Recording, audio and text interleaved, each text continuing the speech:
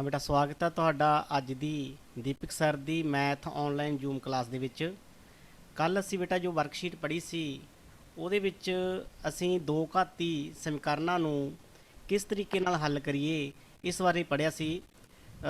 ਦੋ ਚਲਾਂ ਵਾਲੇ ਰੇਖੀ ਸਮੀਕਰਨ, ਦੋ ਚਲਾਂ ਵਾਲੇ ਰੇਖੀ ਸਮੀਕਰਨਾਂ ਨੂੰ ਹੱਲ ਕਰਨ ਦੇ ਸਾਡੇ ਕੋਲ ਚਾਰ ਮੈਥਡ ਹੈ। ਪਹਿਲਾ ਮੈਥਡ ਸੀਗਾ ਅਲੇਖੀ ਵਿਧੀ, ਜਿਹਦੇ ਰਾਹੀਂ ਅਸੀਂ ਚਾਰ ਸਵਾਲ ਕੀਤੇ। दूसरा मैथड सी बेटा प्रतिस्थापन विधि। इस दे तीसरा ते चौथा मैथड असी अज दी वर्कशीट दे विच करांगे बेटा। अज दी वर्कशीट दे विच असी करांगे एक तां साडे कोले तिरछी गुणा विधि, उहदे राहीं असी दो चलां वाले रेखी समीकरणां नूं हल करांगे।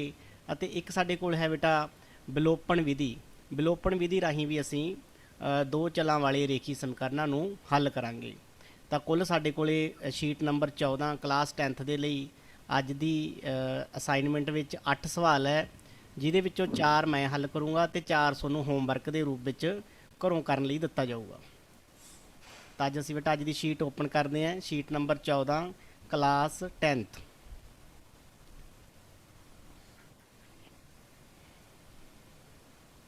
ਹਾਂ ਬੇਟਾ, ਇਹ ਦੇਖੋ ਅੱਜ ਦੀ ਸ਼ੀਟ ਨਜ਼ਰ ਆ ਰਹੀ ਸਾਰਿਆਂ ਨੂੰ?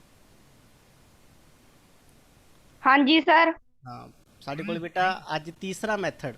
ਪਹਿਲਾਂ ਅਸੀਂ ਕਿਹੜੇ ਕਿਹੜੇ ਮੈਥਡ ਕੀਤੇ ਹੈ? ਇੱਕ ਅਲੇਖੀ ਵਿਧੀ ਤੇ ਪ੍ਰਤੀਸਥਾਪਨ ਵਿਧੀ। ਦੋਨੋਂ ਵਿਧੀਆਂ ਰਾਹੀਂ ਅਸੀਂ ਕੀ ਹੱਲ ਸਿੱਖਿਆ? ਦੋ हाँ ਚਲਾਂ जी। ਵਾਲੇ हाँ ਰੇਖੀ ਸਮੀਕਰਨ ਕਿਵੇਂ ਹੱਲ ਕਰੀਏ, ਉੱਥੋਂ ਅਸੀਂ x ਤੇ y ਕਿਵੇਂ ਫਾਈਂਡ ਕਰੀਏ। रेखी सम। ਹਾਂਜੀ, ਅੱਜ ਸਾਡਾ ਤੀਸਰਾ ਮੈਥਡ ਹੈ ਬੇਟਾ ਵਿਲੋਪਨ ਵਿਧੀ। ਵਿਲੋਪਨ ਵਿਧੀ ਦੇ ਵਿੱਚ ਕੀ ਕਰਨਾ ਹੁੰਦਾ ਸੀ? ਜੋ x ਦੇ ਗੁਣਾਕ ਹੈ ਜਾਂ y ਦੇ ਗੁਣਾਕ ਹੈ, ਅਸੀਂ ਮੋਸਟਲੀ x ਦੇ ਗੁਣਾਕਾਂ 'ਤੇ ਹੀ ਕੰਮ ਕਰਾਂਗੇ। x ਦੇ ਗੁਣਾਕਾਂ ਨੂੰ ਅਸੀਂ ਬਰਾਬਰ ਕਰਕੇ ਅਸੀਂ ਇਸ ਵਿਧੀ ਰਾਹੀਂ x ਤੇ y ਪ੍ਰਾਪਤ ਕਰਦੇ ਹਾਂ ਬੇਟਾ। ਤਾਂ ਸਾਡੇ ਕੋਲ ਬੇਟਾ ਪਹਿਲਾ ਸਵਾਲ ਡੇ 50 ਤੁਹਾਨੂੰ ਕੀਤਾ ਹੀ ਪਿਆ ਹੈਗਾ ਅੱਧਾ ਤਾਂ ਆਪਾਂ ਤੁਹਾਨੂੰ ਹੋਮ ਅਸਾਈਨਮੈਂਟ ਵਾਲਾ ਸਵਾਲ ਹੱਲ ਕਰਕੇ ਦਿਖਾਵਾਂਗੇ।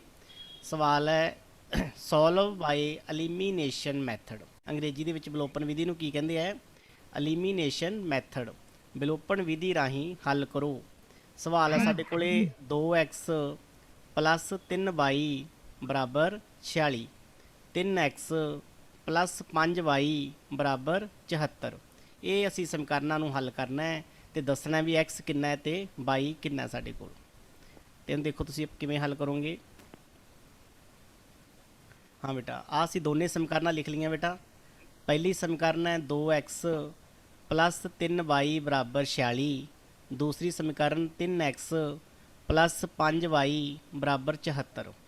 तो असी पहली समीकरण ਨੂੰ x ਦੇ ਗੁਣਾਕ ਨਾਲ ਗੁਣਾ ਕਰਾਂਗੇ, ਦੂਸਰੀ ਸਮੀਕਰਨ ਦੇ x ਦੇ ਗੁਣਾਕ ਨਾਲ। ਦੂਸਰੀ ਸਮੀਕਰਨ ਦਾ x ਦਾ ਗੁਣਾਕ ਕੀ ਹੈ? 3। ਆ ਦੇਖੋ 3 ਹੈ ਨਾ ਇੱਥੇ,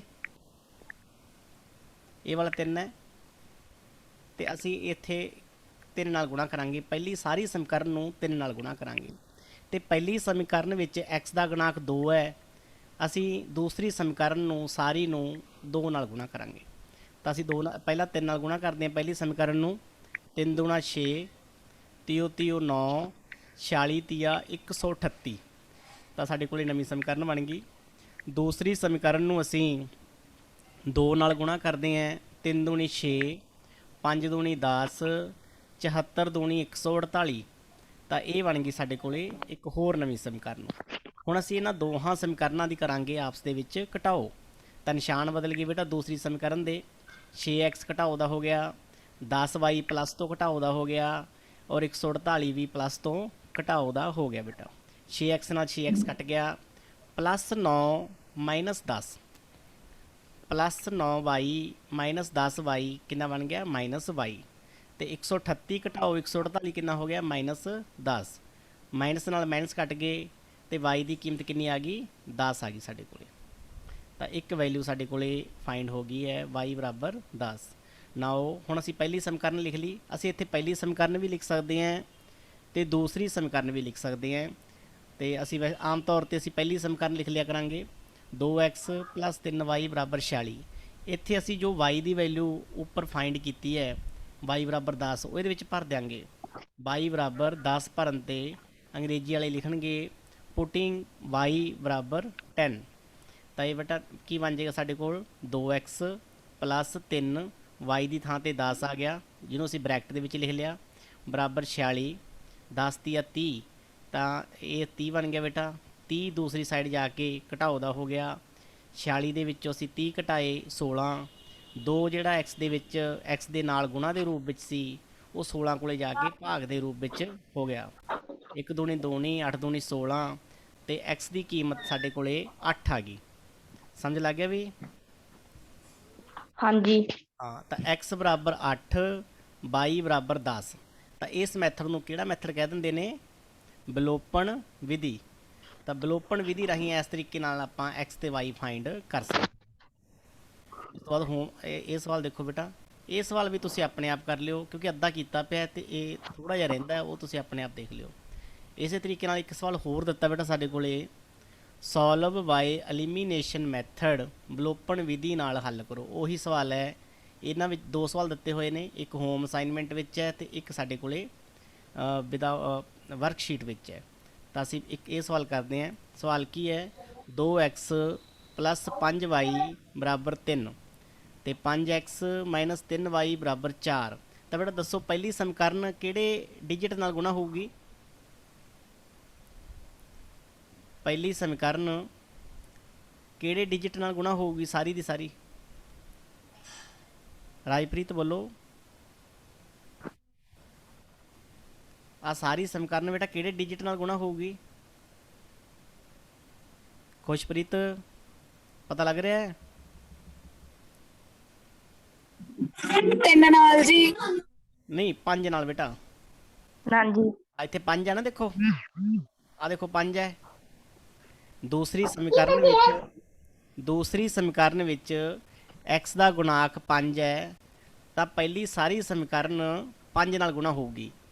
ਤੇ ਪਹਿਲੀ ਸਮੀਕਰਨ ਵਿੱਚ x ਦਾ ਗੁਣਾਕ 2 ਹੈ, ਤਾਂ ਦੂਸਰੀ ਸਾਰੀ ਸਮੀਕਰਨ 2 ਨਾਲ ਗੁਣਾ ਹੋਊਗੀ। ਤਾਂ ਆਪਾਂ ਇਹਨੂੰ ਹੱਲ ठीक ਕਰਦੇ है जी।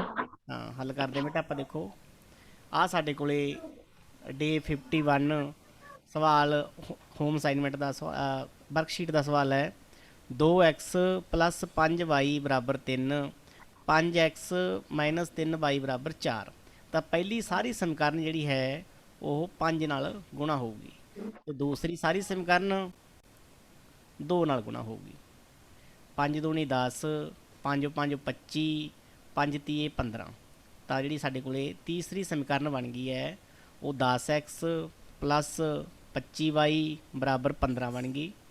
ਦੂਸਰੀ ਸਮੀਕਰਨ ਨੂੰ ਅਸੀਂ 2 ਨਾਲ ਗੁਣਾ ਕਰਦੇ ਹਾਂ। 5 ਦੂਣੀ 10, 3 ਦੂਣੀ 6 ਤੇ 4 ਦੂਣੀ 8। ਇਹ ਬਣ ਗਈ ਬੇਟਾ 10x ਮਾਈਨਸ 6y ਬਰਾਬਰ 8। ਹੁਣ ਘਟਾਓ ਕਰਾਂਗੇ। ਜਦੋਂ ਅਸੀਂ ਘਟਾਓ ਕਰਦੇ ਹਾਂ ਤੀਸਰੀ ਤੇ ਚੌਥੀ ਸਮੀਕਰਨ ਦੀ, ਤਾਂ ਚੌਥੀ ਸਮੀਕਰਨ ਦੇ ਜਿਹੜੇ ਨਿਸ਼ਾਨ ਹੈ ਉਹ ਬਦਲ ਜਾਣਗੇ। ਹਰ ਇੱਕ ਟਰਮ ਦੇ ਨਿਸ਼ਾਨ ਬਦਲ ਜਾਣਗੇ। 10x ਦੇਖੋ ਮਾਈਨਸ ਦਾ ਪਲੱਸ ਦਾ ਸੀ, ਮਾਈਨਸ ਦਾ ਹੋ ਗਿਆ। 6y ਮਾਈਨਸ ਤੋਂ ਪਲੱਸ ਦਾ ਹੋ ਗਿਆ, ਤੇ 8 ਪਲੱਸ ਤੋਂ ਮਾਈਨਸ ਦਾ ਹੋ ਗਿਆ। ਹੁਣ 10x ਨਾਲ 10x ਕੈਂਸਲ ਹੋ ਗਿਆ। Plus 25y plus 6y। ਹੁਣ ਆ ਨਿਸ਼ਾਨ ਕੰਮ ਕਰੇਗਾ ਬੇਟਾ ਪਲੱਸ ਵਾਲਾ, ਠੀਕ ਹੈ। ਇਹ ਵਾਲਾ ਨਿਸ਼ਾਨ ਜਿਹੜਾ ਪਹਿਲਾ ਨਿਸ਼ਾਨ ਸੀ ਘਟਾਓ ਵਾਲਾ, ਉਹ ਕੰਮ ਨਹੀਂ ਕਰੇਗਾ।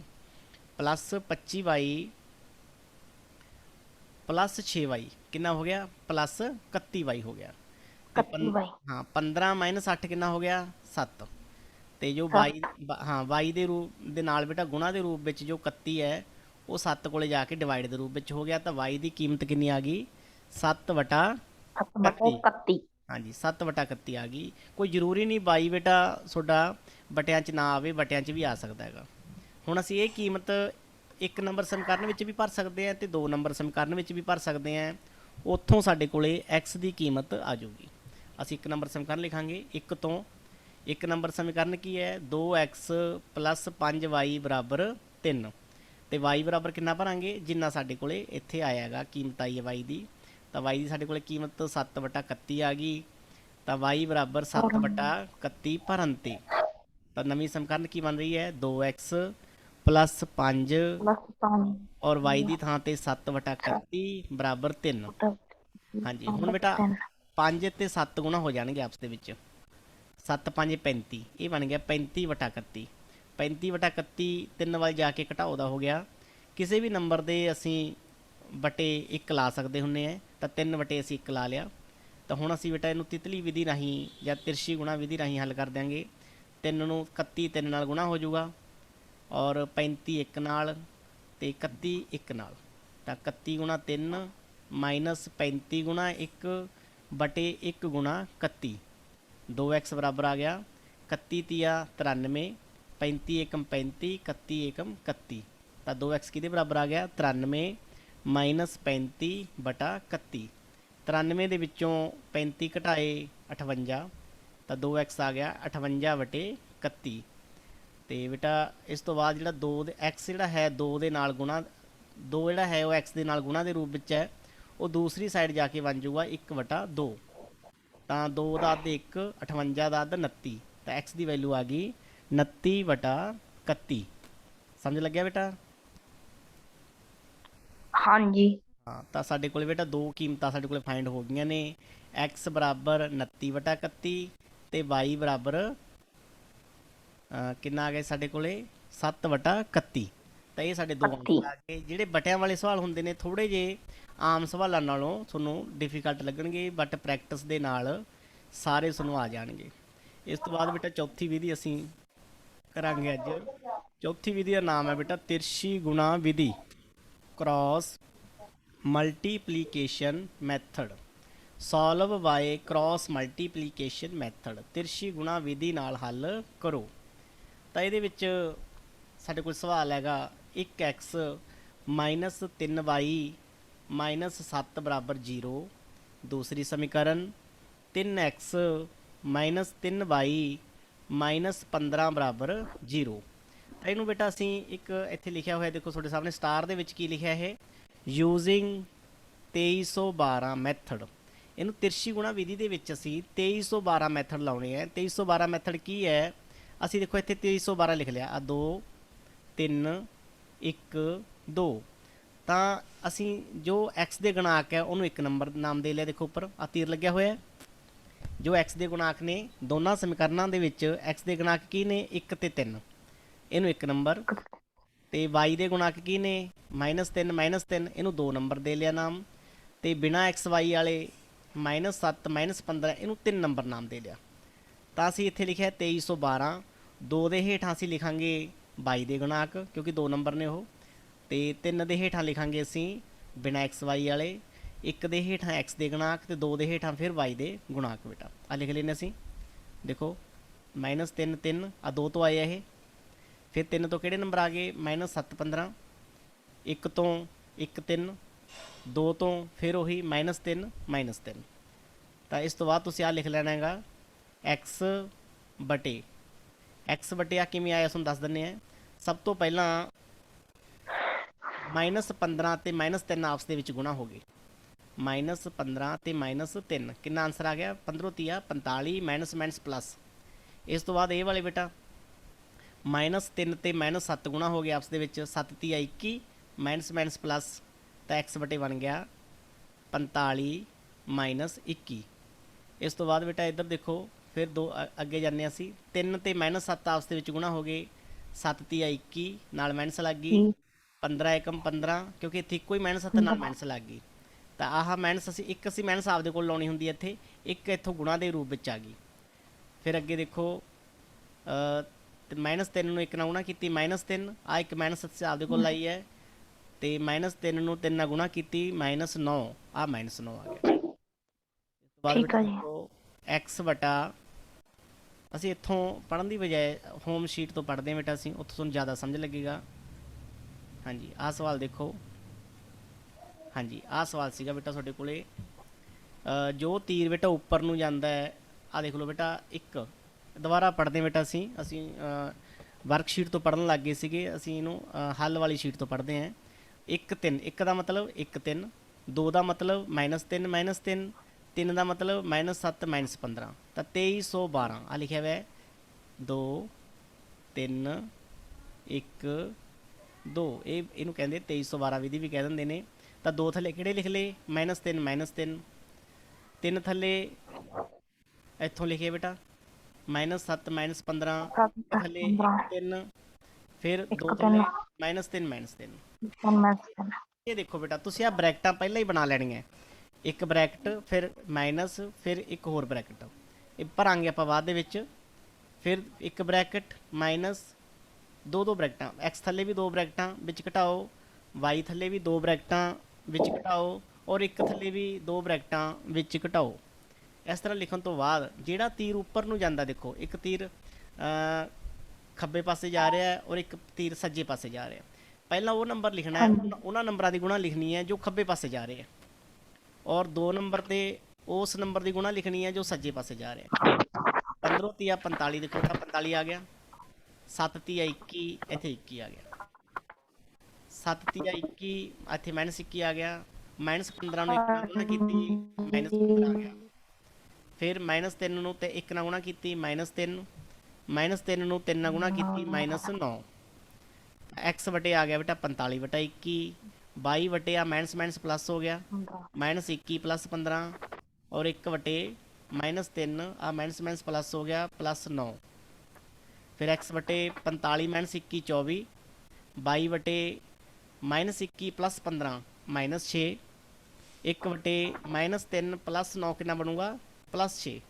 ਤਾਂ ਅਸੀਂ ਇਸ ਤੋਂ ਬਾਅਦ x ਵਟੇ 21 ਨੂੰ 1 ਵਟਾ 6 ਦੇ ਬਰਾਬਰ ਰੱਖ ਲਿਆ, x ਵਟੇ 24 ਨੂੰ 1 ਵਟਾ 6 ਦੇ ਬਰਾਬਰ, ਤੇ y ਵਟਾ -6 ਨੂੰ ਵੀ 1 ਵਟਾ 6 ਦੇ ਬਰਾਬਰ। ਯਾਨੀ ਕਿ 3 ਮੈਂਬਰ ਸੀਗੇ, ਪਹਿਲੇ ਨੂੰ ਵੀ 1 ਵਟਾ 6 ਦੇ ਬਰਾਬਰ ਲਿਖ ਲਿਆ ਤੇ ਦੂਸਰੇ ਨੂੰ ਵੀ 1 ਵਟਾ 6 ਦੇ ਬਰਾਬਰ ਲਿਖ ਲਿਆ। ਵਿਚਕਾਰ ਲਾਈਨ ਲੱਗ ਗਈ ਸਾਡੇ ਕੋਲੇ। ਤਾਂ 24 ਬੇਟਾ ਦੂਸਰੀ ਸਾਈਡ ਜਾ ਕੇ ਗੁਣਾ 'ਚ ਹੋ ਗਿਆ, 6 ਚੌਕਾ 24, ਤਾਂ x ਦੀ ਵੈਲਿਊ ਆ ਗਈ 4। ਇਸ ਤਰ੍ਹਾਂ -6 ਦੂਸਰੀ ਸਾਈਡ ਜਾ ਕੇ ਗੁਣਾ 'ਚ ਹੋ ਗਿਆ, ਇੱਧਰ ਭਾਗ ਦੇ ਵਿੱਚ ਸੀਗਾ ਇਹ, ਤਾਂ ਇਹ 6 ਨਾਲ 6 ਕੱਟ ਗਿਆ ਤੇ y ਦੀ ਵੈਲਿਊ ਆ ਗਈ -1। ਸਮਝ ਲੱਗੀ ਬੇਟਾ ਤਿਰਛੀ ਗੁਣਾ ਵਿਧੀ? ਹਾਂਜੀ ਹਾਂ, ਇਸ ਤਰੀਕੇ ਨਾਲ ਪੇਪਰਾਂ ਦੇ ਵਿੱਚ ਬੇਟਾ ਜੇਕਰ ਕੁਝ ਨਹੀਂ ਲਿਖਿਆ ਤਾਂ ਜਿਹੜੀ ਮਰਜ਼ੀ ਵਿਧੀ ਲਗਾ ਦਿਓ, ਪਰ ਜੇ ਲਿਖਿਆ ਵੀ ਅਲੇਖੀ ਵਿਧੀ ਲਗਾਓ, ਵਿਲੋਪਨ ਵਿਧੀ ਲਗਾਓ, ਤਿਰਛੀ ਗੁਣਾ ਵਿਧੀ ਲਗਾਓ, ਤਾਂ ਫਿਰ ਉਹੀ ਵਿਧੀ ਲਗਾ ਕੇ ਤੁਸੀਂ ਸਵਾਲ ਕਰਨਾ ਹੈ। ਅਗਲਾ ਸਵਾਲ ਦੇਖੋ ਬੇਟਾ, ਫਿਰ ਦੋ ਸਵਾਲ ਉਹੀ ਨੇ। ਕ੍ਰਾਸ ਸੋਲਵ ਬਾਈ ਕ੍ਰਾਸ ਮਲਟੀਪਲੀਕੇਸ਼ਨ ਮੈਥਡ, ਤਿਰਛੀ ਗੁਣਾ ਵਿਧੀ ਰਾਹੀਂ ਹੱਲ ਕਰੋ। ਡੇ 53 ਇਹਦੇ ਵਿੱਚ ਵੀ ਦੋ ਸਵਾਲ ਦਿੱਤੇ ਹੋਏ ਹੈ, ਇੱਕ ਇੱਧਰ ਹੈ ਔਰ ਇੱਕ ਹੋਮ ਅਸਾਈਨਮੈਂਟ ਦੇ ਵਿੱਚ ਹੈ। ਇੱਕ ਧਿਆਨ ਰੱਖਿਓ ਬੇਟਾ, ਆਹ ਸਵਾਲ ਨੂੰ ਇਹ ਠੀਕ ਹੈ ਸਾਰੀਆਂ ਰਕਮਾਂ, ਤੇ ਇਹਨੂੰ ਅਸੀਂ ਹੱਲ ਕਰਦੇ ਹਾਂਗੇ। ਇਸ ਸਵਾਲ ਦੇ ਵਿੱਚ ਬਰਾਬਰ 0 ਹੋਣਾ ਬਹੁਤ ਜ਼ਰੂਰੀ ਹੈ। ਜੇਕਰ ਬਰਾਬਰ 0 ਨਹੀਂ ਹੈ ਤਾਂ ਤੁਸੀਂ ਉਹਨੂੰ ਖੱਬੇ ਪਾਸੇ ਵਾਲੀਆਂ ਰਕਮਾਂ, ਸੱਜੇ ਪਾਸੇ ਵਾਲੀਆਂ ਰਕਮਾਂ ਨੂੰ ਖੱਬੇ ਪਾਸੇ ਲਿਆਓਗੇ ਤਾਂ ਬਰਾਬਰ 0 ਆ ਜਾਊਗਾ। ਤਾਂ ਬਰਾਬਰ 0 ਦੇ ਨਾਲ ਹੀ ਇਹਨੂੰ ਹੱਲ ਕਰਨਾ ਤੁਸੀਂ। ਹਾਂਜੀ, ਤਾਂ ਨੈਕਸਟ ਸਵਾਲ ਦੇਖੋ ਬੇਟਾ, ਡੇ 53 ਪਹਿਲਾ ਸਵਾਲ, 3x + 2y + 25 ਬਰਾਬਰ 0। ਦੂਸਰੀ ਸਮੀਕਰਨ 2x + y + 10 ਬਰਾਬਰ 0। ਇੱਕ ਨੰਬਰ ਵਿੱਚ ਕਿਹੜੇ ਕਿਹੜੇ ਆ ਜਾਣਗੇ? 3 2। 2 ਨੰਬਰ ਦੇ ਵਿੱਚ 2 1, ਕਿਉਂਕਿ ਇੱਥੇ y ਨਾਲ ਕੁਝ ਨਹੀਂ ਲੱਗਿਆ ਤਾਂ 1 ਲੱਗਿਆ ਸਮਝਿਆ ਜਾਊਗਾ। ਤੇ 3 ਨੰਬਰ ਦੇ ਵਿੱਚ ਆ ਗਏ 25 10, ਤਾਂ ਇੱਥੇ ਲਿਖ ਲਿਆ ਬੇਟਾ 2312। 2 ਨੰਬਰ ਦੇ ਨੀਚੇ ਕਿਹੜੇ ਕਿਹੜੇ ਨੰਬਰ ਲਿਖਾਂਗੇ? 2 1, 3 ਨੰਬਰ ਥੱਲੇ 25 10, 1 ਨੰਬਰ ਥੱਲੇ 3 2, ਤੇ 2 ਥੱਲੇ 2 1। ਫਿਰ x ਵਟੇ 2 ਬ੍ਰੈਕਟਾਂ ਵਿਚਕਾਰ ਮਾਈਨਸ 22 ਵਟੇ, ਪਹਿਲਾਂ ਤੁਸੀਂ ਖਾਲੀ ਬਣਾ ਲੈਣੀਆਂ ਨੇ, ਬਾਅਦ 'ਚ ਭਰਿਓ। 22 ਵਟੇ 2 ਬ੍ਰੈਕਟਾਂ ਵਿੱਚ ਮਾਈਨਸ ਤੇ 1 ਵਟੇ 2 ਬ੍ਰੈਕਟਾਂ ਵਿੱਚ ਮਾਈਨਸ। ਹੁਣ ਅਸੀਂ ਗੁਣਾ ਕਰਾਂਗੇ ਬੇਟਾ, ਜੋ ਤੀਰ ਉੱਪਰ ਵੱਲ ਖੱਬੇ ਪਾਸੇ ਵੱਲ ਜਾ ਰਿਹਾ ਉਹ ਅਸੀਂ ਪਹਿਲਾਂ ਲਿਖਾਂਗੇ ਉਹਨਾਂ ਦੀ ਗੁਣਾ, ਤੇ ਜੋ ਤੀਰ ਸੱਜੇ ਪਾਸੇ ਵੱਲ ਜਾ ਰਿਹਾ ਉਹਨਾਂ ਨੰਬਰਾਂ ਦੀ ਗੁਣਾ ਅਸੀਂ ਸੱਜੇ ਪਾਸੇ ਲਿਖਾਂਗੇ। ਬਸ ਇਹ ਸਿੱਧਾ ਹੀ ਰੂਲ ਹੈ, ਜੋ ਖੱਬੇ ਪਾਸੇ ਤੀਰ ਜਾ ਰਿਹਾ ਉਹਨਾਂ ਦੀ ਗੁਣਾ ਖੱਬੇ ਪਾਸੇ ਵਾਲੀ ਬ੍ਰੈਕਟ ਦੇ ਵਿੱਚ, ਜੋ ਸੱਜੇ ਪਾਸੇ ਤੀਰ ਜਾ ਰਿਹਾ ਉਹਨਾਂ ਦੀ ਗੁਣਾ ਸੱਜੇ ਪਾਸੇ ਵਾਲੀ ਬ੍ਰੈਕਟ ਦੇ ਵਿੱਚ। 10 ਦੂਣੀ 20, ਆ 20 ਆ ਗਿਆ। 25 ਏਕਮ 25, ਇੱਥੇ 25 ਆ ਗਿਆ। 25 ਦੂਣਾ 50, 10 ਤੀਆ 30, 3 ਏਕਮ 3, 2 ਦੂਣੀ 4। ਇਸ ਤੋਂ ਬਾਅਦ ਬੇਟਾ x ਵਟੇ 20 ਘਟਾਓ 25, 22 ਵਟੇ 50 ਘਟਾਓ 30 ਹੋ ਗਿਆ, 1 ਵਟੇ 3 ਘਟਾਓ 4। ਤਾਂ 20 ਦੇ ਵਿੱਚੋਂ 25 ਘਟਾਏ -5, 50 ਦੇ ਵਿੱਚੋਂ 30 ਘਟਾਏ 20, ਔਰ 3 ਦੇ ਵਿੱਚੋਂ 4 ਘਟਾਏ -1। ਹੁਣ ਅਸੀਂ x ਵਟੇ -5 ਨੂੰ ਕਿਹਦੇ ਬਰਾਬਰ ਲਿਖਾਂਗੇ? 1 ਵਟਾ -1, ਤੇ 22 ਵਟੇ 20 ਨੂੰ ਵੀ 1 ਵਟਾ -1। ਇਸ ਤੋਂ ਗਾਹਾਂ ਬੇਟਾ -5 ਸੱਜੇ ਪਾਸੇ ਆ ਕੇ ਗੁਣਾ 'ਚ ਹੋ ਗਿਆ, ਤੇ -5 ਨੂੰ 1 ਨਾਲ ਗੁਣਾ ਕੀਤੀ -5, ਮਾਈਨਸ ਕੱਟ ਗਏ, ਔਰ ਜੇਕਰ ਡਿਨੋਮੀਨੇਟਰ ਦੇ ਵਿੱਚ ਹਰ ਦੇ ਵਿੱਚ 1 ਹੋਵੇ ਤਾਂ ਉਹਨੂੰ ਛੱਡ ਸਕਦੇ ਅਸੀਂ, ਤਾਂ x ਦੀ ਵੈਲਿਊ ਆ ਗਈ 5। ਤੇ ਦੂਸਰੀ ਸਾਈਡ 22 ਬਰਾਬਰ ਜਿਹੜਾ 20 ਸੀਗਾ ਉਹ ਸੱਜੇ ਪਾਸੇ ਜਾ ਕੇ ਗੁਣਾ 'ਚ ਹੋ ਗਿਆ। 20 ਨੂੰ 1 ਨਾਲ ਗੁਣਾ ਕੀਤੀ 20 ਏਕਮ 20 20 ਵਟਾ -1 ਮਾਈਨਸ ਉੱਪਰ ਚਲਾ ਗਿਆ ਤੇ ਔਰ ਹਰ ਵਾਲਾ 1 ਅਸੀਂ ਛੱਡਤਾ ਤਾਂ y ਦੀ ਵੈਲਿਊ ਆ ਗਈ -20। ਤਾਂ ਇਸ ਤਰੀਕੇ ਨਾਲ ਬੇਟਾ ਅਸੀਂ 2 ਸਵਾਲ ਕੀਤੇ ਨੇ ਪ੍ਰਤੀ ਵਿਲੋਪਨ ਵਿਧੀ ਰਾਹੀਂ ਤੇ 2 ਸਵਾਲ ਕੀਤੇ ਨੇ ਤਿਰਛੀ ਗੁਣਾ ਵਿਧੀ ਰਾਹੀਂ। ਸਮਝ ਲੱਗੇ ਬੇਟਾ? ਸਮਝ ਲੱਗ ਗਈ ਰਾਜਪ੍ਰੀਤ? ਹਾਂਜੀ। ਹਾਂਜੀ 4 ਸਵਾਲ ਬੇਟਾ ਤੁਹਾਨੂੰ ਕਰਾ ਦਿੱਤੇ ਗਏ ਹੈ ਔਰ 4 ਤੁਸੀਂ ਆਪ ਕਰਕੇ ਦੇਖਣੇ ਹੈ। ਠੀਕ ਹੈ ਬੇਟਾ? ਤੇ ਇਹਦੇ ਨਾਲ ਠੀਕ ਹੈ ਜੀ। ਅੱਜ ਦੀ ਕਲਾਸ ਬੇਟਾ ਖਤਮ ਹੁੰਦੀ ਹੈ ਤੇ ਤੁਸੀਂ ਜ਼ਰੂਰ ਦੂਸਰੇ ਬੱਚਿਆਂ ਨੂੰ ਵੀ ਬੇਟਾ ਫੋਨ ਵਗੈਰਾ ਕਰਿਆ ਕਰੋ ਕਿ ਕਲਾਸ ਲਾਇਆ ਕਰਨ ਤਾਂ ਜੋ ਸਾਰੇ ਬੱਚਿਆਂ ਨੂੰ ਠੀਕ ਹੈ। ਫਾਇਦਾ ਹੋ ਸਕੇ ਬੇਟਾ। ਹਾਂਜੀ ਥੈਂਕ ਯੂ ਬੇਟਾ।